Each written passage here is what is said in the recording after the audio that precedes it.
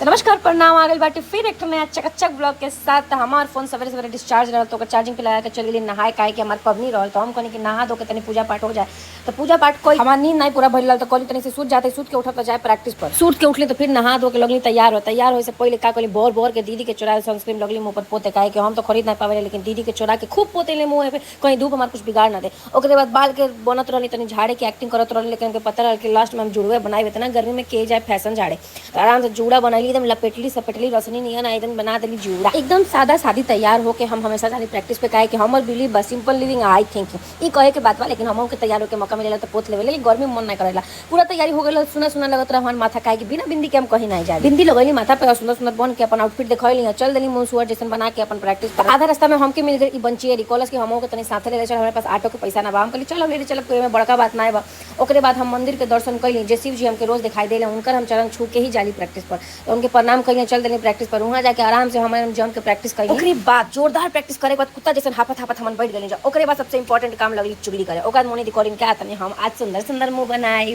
फूलन मत्ती लगब सावन मत्ती लगब हम कहली ठीक बा मोनी दिया तो सुंदर सुंदर लगा। फिर का देखो तो एगो महान योद्धा हमार सर जी के तपस्या भंग करता। हमार सर जी पूरा गहरी निद्रा में जाके अपन तपस्या करत रहले वो पूरा एड़ी चोटी के जोर ला के कॉलेज के आज तपस्या भंग करके रह हम कहली कोई जरूरी बात जरूर बा लेकिन बाद में पता चलल कि ओके पैर छू के 5 रुपया मांगे के रहल। हे भगवान इतना दुखद चीज देख के हमन के मन छोट हो गया। ओकरे से 5 रुपया उधार लेके चल देनी हमन बिस्कुट खाए हम कहने कि चलो कम से कम इतना मेहनत करके 5 रुपया के मिलल बा बिस्कुट के प्लानिंग कैंसिल भल काहे कि हमन के रहल व्रत तो हम सब जाके लगली फल किने फल में पैसा अधिक लगत रहल जते सबके मुंह बनत रहल डोनेशन जमा करके हमन फल खरीद ली जा। गरीबी के चरम सीमा एकदम लांग देले बाटी हमन 5-5 रुपए खातिर घिरनी काटत हई। ओकरे बाद क्लास पर मुंह बना के पहुंच गई सबके कहने कि अब प्रैक्टिस खत्म भइल सर जब घरे जाते हम लोटे लगली नागिन जैसन कहली कि अब थकान हमार बहुत बढ़ा था। क्लास से निकलने सीधे शिव जी के गोर पर गिर गली हम कहली हे भगवान हमार थकान मिटा दो सक्सेस कर दो भगवान। ओकरे बाद घरे पहुंच गई घरे जाके शीशा में मुंह देखली तो गोल लली ऐसन ऑयली ऐसन एकदम चुहार जैसन मुंह हो जाला। हम जब प्रैक्टिस करेंगे एक तो हम व्रत कर रही ऊपर से दिन भर प्रैक्टिस कर हमार तो बैंड बजल गोली नहा धो के तनी सा मूड फ्रेश कर लेली। ओकरे बाद बोल गली तो उनसे बतियाए खातिर वैसे तो हम बहुत शर्मिली ही हमके समझ में नहीं आया कि का बतियाई